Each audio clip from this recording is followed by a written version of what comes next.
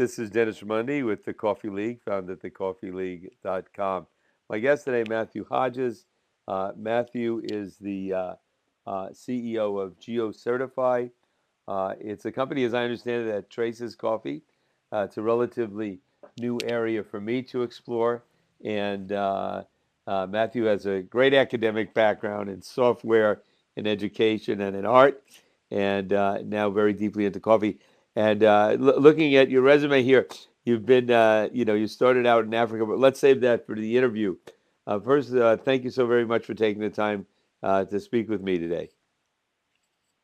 Well, thank you. Great. It's good to be here. Great. Matthew, how did you get into the world of coffee? Because it seems like your journey is quite unique. Well, I was working, I was building virtual tours, and I was working in Rwanda, in East Africa, helping relaunch the tourism industry in East Africa after the war and genocide in 1994. And I was there in 2003, and we were doing virtual tours all over the country. And one of the big export products of Rwanda is coffee. And some of the people I was meeting there, a lot of the people were involved in coffee, and so I became aware and became interested in what they were doing, and then moved from tourism into the coffee sector to help them build up their marketing capability. So I was working with the National Coffee Board of Rwanda for a few years, and got into the problems that some of their farmers were facing. The farming is done by hundreds of thousands really of farmers over there in Rwanda. And you might have like 500 farmers who will work through the season, produce their coffee, put it in a container, say a prayer, and send it off somewhere in the world. And when it's received in the west coast of the U.S. or in Korea or wherever it's going, somebody might taste it and say, well, this isn't what we ordered, send it back. And so there was no way to tell where it had come from really, or where the problem arose, and whether it had been substituted along the way somewhere. There are a lot of things that can happen. So the idea of tracing the coffee, we can trade any kind of a FedEx package or UPS. So we decided to try tracing the bags of coffee, so at least we could tell if anything happened to them on the way. Now, who were they mostly? Help these farmers at that time? Who were they mostly exporting to? Rwandan coffee was going into, and a lot of East African coffee was actually being blended. It was bought up by the big traders. That would be companies like Nestle, Procter & Gamble at the time, and some of the other big trading houses. And they were using very high quality coffee to blend into less expensive coffee to give it more of a kick. Mm-hmm.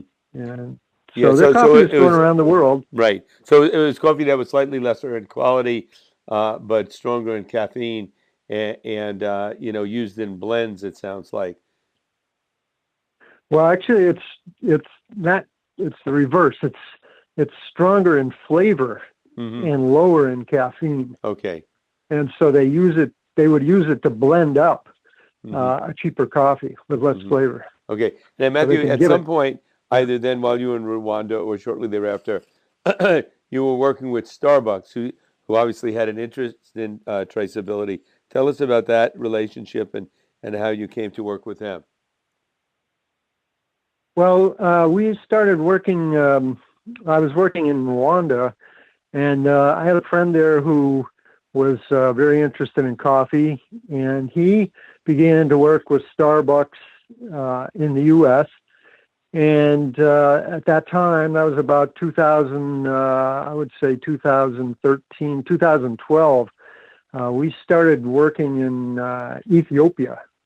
So Ethiopia at the time was they had implemented a commodity exchange, which was a disaster for the specialty coffee industry there, because you could no longer trace the coffee to origin and tell who actually produced it. So you couldn't, for example, sell fair trade coffee because there was no way to tell where it came from through the commodity exchange. And so Starbucks knew what I was doing in Rwanda, and we went into Ethiopia to try to find a way to provide some traceability through that commodity exchange. Because Ethiopia, provides a lot of very high quality coffee to the specialty industry, and so it was a big problem. Now, we started working there in two. Go ahead. Go ahead. I was going to say, what is the procedure of traceability? How do you trace where it comes from? Well, we use very. Let me start that again. We use a method of tagging the bags. So there are really two ways to trace coffee. One is just by following the document trail and saying, somebody bought coffee from this farmer and they bought X amount, and here's the document to prove it. But we don't accept that really. What we prefer to do is get a tag on each bag. These are 60 kilos of coffee, 132 pounds of coffee. And so we tag them with a barcode, just like a FedEx package, and they can be scanned in and scanned out as they move from one point in the supply chain to another. Okay, and how often is that done now in the industry? Is that commonly done, or is it rare to do that? It's actually very rare to do that, to trace the coffee. Most coffee is sold still today as a commodity, which trades like corn or wheat. And so for the lower grades, there's not much interest in tracing individual bags. But when you get into the specialty markets where the dollar value goes way up, then it becomes an important addition. Well, let me. I mean, this is all new to me. I mean, it is counterculture, is Blue Bottle, is Intelligentsia, are the big, is Starbucks. Are they tracing all their specialty coffee? Well, we're working with Starbucks. We've worked with them for the past since 2012, and for the past 2 years since they've opened up their new reserve program. They have Starbucks Reserve Roasteries that they've opened up first in Seattle and then in Shanghai, and now they're going to open a big one in Milan and New York and Chicago are down the line. Right. Tell us about the Reserve. Tell us about the Reserve program. Is that Starbucks moving more to compete with say like Intelligentsia and Blue Bottle and the smaller, more independent, high quality third wave coffee companies? Is that what it seems to me? That's what their Reserve segment is doing. Yeah, that's right. They're buying. They have an independent buyer who's very, very skilled at cupping these specialty lots, and she goes all over the world looking for high quality specialty lots of coffee, and then they're actually producing those. They've created a fantastic experience in these roasteries that really sets a new standard for sort of a specialty experience where you go into this place. It's unbelievable. It's beautiful. It's been built out. It has all kinds of methods of preparation. You can get any kind of coffee prepared through a pour over, to a siphon, to any of these methods. And you can compare coffees from all over the world. So typically what they do is offer people flights of coffee where you can compare coffees from different origins or coffee prepared in different ways. And, right. Yeah. I've talked to a number of people. I haven't gone yet. Hopefully later this month I want to visit the Starbucks Reserve in Seattle. Has the one in New York opened yet? I've heard fabulous things about it. It hasn't opened yet in New York. They opened the second one in Shanghai in October, and that seems to be off to a very successful start. Now when a person goes into a Starbucks Reserve, because it's a step up in quality, they'll pay more per cup of coffee. The baristas will be using different type equipment. What will be different about it than going into a regular Starbucks? Well, first of all, the quality of the coffee is going to be higher. These lots are hand selected as exceptional lots of coffee, so they're starting with a better product. And they're changing the roast profile. Typically, Starbucks roast profile was, a West Coast dark roast Right. type of thing, but they're dialing back. This has taken some time because their customer base is used to the standard dark roast, so they're dialing it back over time so that it brings out more of the character of the coffee that they're providing. And so the coffee experience is different, but the space is very well built. They tend to show the whole process from beginning to end. So they're roasting coffee right on premises, and you can go and watch it move from the roaster overhead through these transparent pipes and so on down into the bins, at the serving station. And so the whole experience is it's kind of an elevated experience, and it's all geared toward this appreciation of higher quality coffee and understanding that, yes, this is something very different. So where Intelligentsia and Blue Bottle and these guys in the third wave have been working to develop this appreciation, Starbucks is sort of trying to push the same envelope out. And I think it's going to be a very good thing for the specialty industry to have them pushing at their scale. Right. Now, so, in other words, as you're saying it, it seems to me, and even before I interviewed you, it looked like what Starbucks was doing was moving out of the second wave and having a division that was going into third wave coffee. And unlike Nestle's, which decided to buy Blue Bottle, or Pete's, which has decided to buy Intelligentsia to enter that third wave coffee market, Starbucks is doing it by starting a new division within Starbucks and doing it in a very grand way.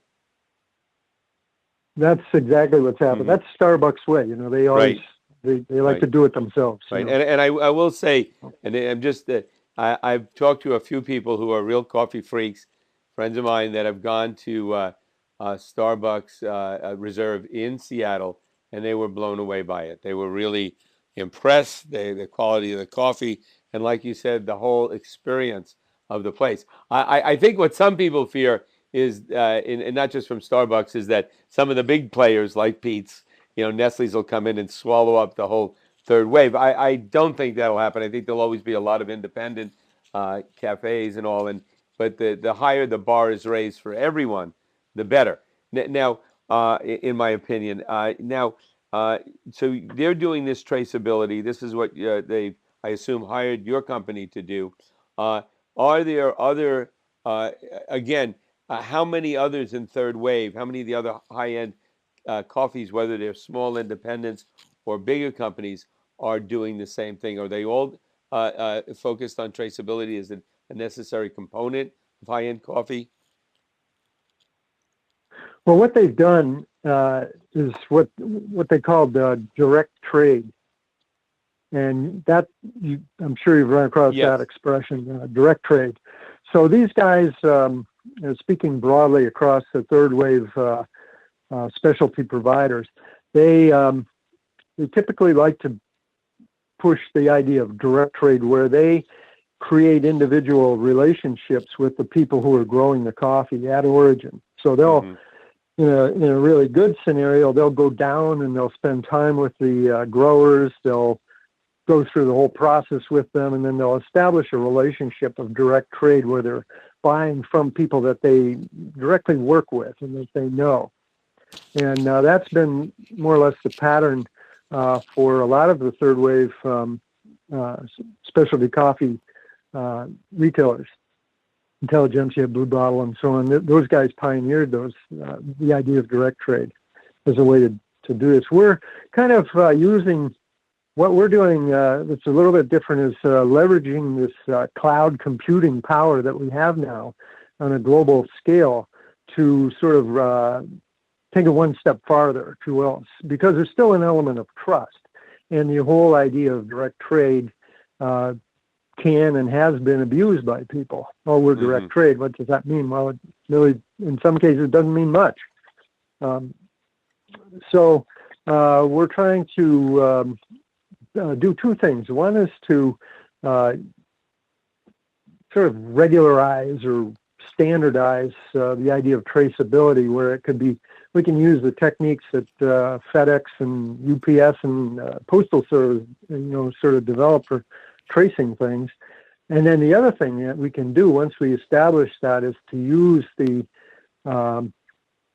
cloud-based computing to create a connection, a direct link between the consumer who's holding a cup of coffee in their hand and the person who brewed that coffee. So the link that we create using the cloud-based computing information systems, we can create a one-to-one correspondence between the consumer and the producer of that coffee. And so that adds value to people, especially when you're paying a premium price. If then you can put a face with that product, it carries it to a different level, and that's what we're trying to provide. Right. I guess what Matt, bring in more. What I'm still trying to understand a little bit is I interviewed Peter Giuliani recently, who's on the SCAA board now, Specialty Coffee Association of America, and Europe. But one of the guys starting Counterculture, and they went in and they found farms in Central America or wherever that they would source from. Tim Windebo in Oslo, he owns 3 farms in Colombia, so he goes, I believe it's Colombia, where he goes and he sources his from. So they have that relationship.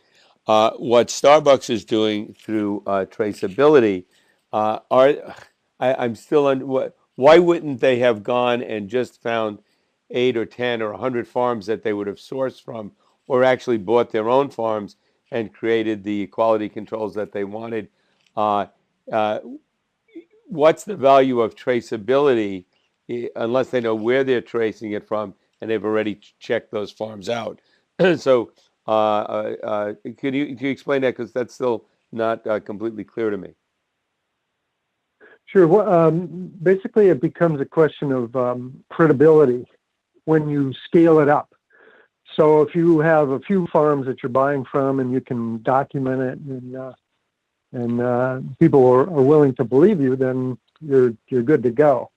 But when you scale it up to hundreds of farms from 20 or 25 origins around the world, you really need to have a system in place to make that fly. And to, first of all, for the sake of credibility, at a larger scale. The reason it's worked for the smaller third wave guys is because the scale is still relatively small. It's very tiny. But when you want to think about expanding that by an order of magnitude or more, you need a system to maintain credibility over that sourcing. So you can say, yes, indeed, these bags, not only do we say that they came from where they came from, but we can demonstrate it through this third-party authentication system. Right. So that's one. Right. And then the second one is that if you're going to create a link between individual growers and consumers, you need to have a computer infrastructure in place to do that.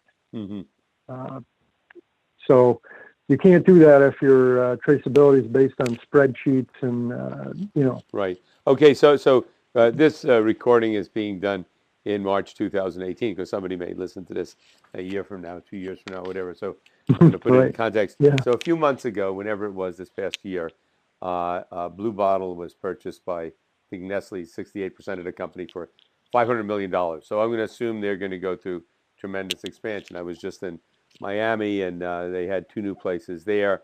And the quality is outstanding. I always like Blue Bottle. So will they have to do this traceability going forward if they are going to, I don't know if they had 50 cafes before, but let's say they go to 200 cafes, 250 cafes, whatever they're going to do. At some point, is it necessary to have a system of this sort in if they're going to be able to actually say, hey, this coffee is coming from these farms? Yeah, I think so. You can just project out I mean, Starbucks is looking at putting in somewhere between 1,000 and 2,000 of these stores around the world. Mm-hmm. And so the volume of coffee they're going to be trading. And Nestle will do the same, and JAB, who you mentioned earlier, Right. had taken a stake through Pete's, through Intelligentsia. All these larger scale, as these heavyweights begin to expand the sector of specialty coffee, which is a great thing for farmers around the world. It's awesome to see that taking shape finally. But yeah, they'll need to have a way to lend credibility to the claims, and also to add that additional value that comes from identity, where you're saying, I want to know who produced this coffee I just paid $40 a pound for. Mm-hmm. For them to be able to say, yeah, here's the grower right here. And then GeoCertify, your company that you are the founder and CEO of, do you work exclusively with Starbucks, or do you or would you work with other companies, and do you have competitors at this point, or do some companies do it just in-house?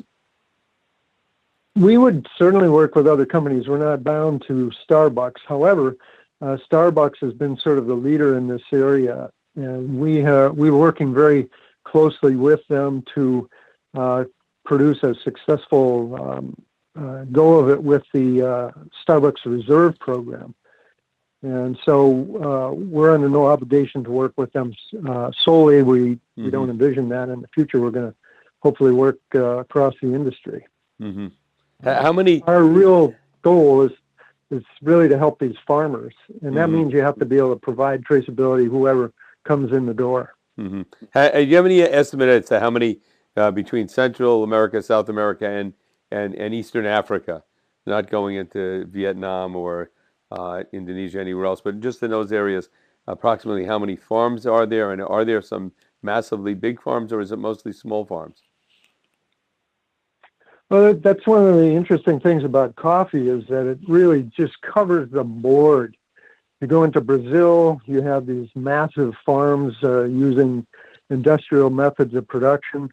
If you go into Colombia, you'll see very well organized large farms. Costa Rica, the same. But if you go into the neighboring countries like Nicaragua and El Salvador, you'll see much more smallholder farming going on. And the numbers of farmers run in millions. Mm-hmm. So Ethiopia, I think the 5th largest producer in the world, has about 5 million coffee farmers. Mm. And does Starbucks buy directly from those farms, or do they work through a broker or a third party? They always work through brokers and third parties, and that will continue because those parties in the middle of the supply chain provide insurance, they provide support going through customs, and they actually provide an important role in the logistics of moving coffee through a supply chain. Right. And what do you say? I believe Starbucks so some companies would argue that they dealing directly with the farmer and not going through a broker is better for the farmer. How would you answer that, or how might Starbucks answer that? Well, again, it's a question of scale, and part of it is that in a scenario where you deal directly with a farmer, in case there is a problem, that coffee becomes a serious problem. If you're dealing directly with a farmer, it's very difficult to take care of any kind of problem that comes up along the way. Whereas if you have a broker who's dealing with a lot of farmers, they can move, and a lot of buyers, they have a liquidity in the market that they can move that coffee and take care of it. Whereas if you're on a one-to-one basis with a farmer, even though there's a small premium that you pay for that service, of course, but there are other advantages for working through large-scale brokers that give you fluidity in the marketplace. Right. People focus a lot on the middlemen in the coffee industry, and indeed there are abusive places where that becomes a problem. But by and large, if you want to help people earn a better living, you need to move the price of the coffee significantly. Right. And that happens when people are paying for specialty grade coffee. Right. So, That I've heard from everyone. So yeah. and so there's no argument there. Now, one other question I had was supply and demand. I had on Hannah Nushwanda recently. Great interview with her, and she's I think communications director now with World Coffee Research. And one of the big concerns they're Yeah, dealing that's with right. is Yeah. the demand for specialty coffee, as everyone knows, is going way up. But because of global warming and other factors, there's a big, concern. And I believe I'm almost certain that Starbucks is one of the coffee companies, supporting World Coffee Research. I believe they're a nonprofit. So this must Hmm. be if this is the case, especially going into the reserve coffee as they are, setting up these reserve shops. This must be an enormous concern and something they must be looking at very carefully. Just wanted to know your thoughts on that about supply and demand and the agricultural problems they're having. Well, absolutely. I mean, those issues are pretty well understood. That the available uh, territory for growing specialty coffee, high elevation, um, tropical climates, that land area is shrinking because of global warming. Mm-hmm. So, by as much as 50%, some people estimate. Wow. And so the volume is diminishing as global warming advances, and the demand is rising as more and more countries become interested in specialty coffee. So I think Brazil may have surpassed the U.S. in terms of per capita consumption and so on. So there is a tremendous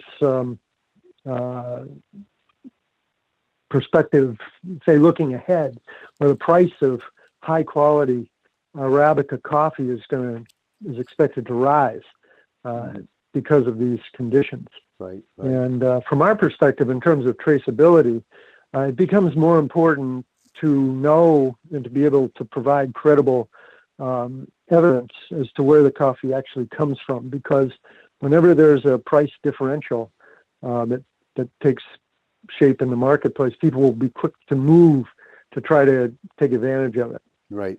So, It's fascinating. But Matthew, I can't let you off the interview today without asking you your own feelings about your own personal consumption of coffee, if you do consume coffee. How much do you drink? When do you drink it? How do you drink it? What do you like? Those sorts of things. I do like coffee. In fact, I'm a big fan, and actually set up a small roasting operation. So we have a retail roasting operation that we use as a sandbox, because we're working on providing traceability to the consumer level. We set up our own roastery, so I can source coffee from people I know and people that I like around the coffee world. And right now we don't do much. It's very low volume, but but we do get good coffee. Right now we're drinking a Colombian coffee from the Cauca region, which is grown by four or five farmers in a small community down there. Beautiful coffee with a very classic kind of Cauca profile with a tropical nut character to it. And we just do either pour over or immersive brewing, some kind of a AeroPress we use a lot, French press and so on. If I need espresso, I'm going to go to a shop and get that from somebody who's got the right equipment and knows what they're doing. Well, exactly what I do, and but I'm sure you're much more knowledgeable. But always happy to hear what other folks are doing. Where is your company located? Where is GeoCertify found? We're up in the Boston area. We're in Arlington, Massachusetts, just next door to Cambridge, Massachusetts. Right. It's a great area. If you're up there, enjoy it. And have you seen? I guess specialty coffee is coming more and more, and the Starbucks, I would assume, is planning to open a reserve there as well. Would they not? We have a reserve store here in Harvard Square. Mm-hmm. The reserve store is not they don't have a roastery here. Right. The roasteries are the big ones, but the reserve store we do have where they supply all the reserve coffees and prepare them in all these different ways. Great. So, Well, I'm looking we can forward get a taste of it. later this month, to going to Starbucks Reserve in Seattle, and I believe one has opened and will be opening in Williamsburg, New York. So wherever I go, I visit as many places as I can. But like I mentioned before, I know people that have been to the one in Seattle and were extremely impressed. So it should be fun. Yeah, absolutely. Matthew, We can get yeah. together there if you want. We can connect over a cup of coffee there in Seattle. Absolutely. Thank you so very much for taking the time to come on today. I've learned a lot. Thank you. It's a pleasure. Right. Talk to you soon. Talk soon.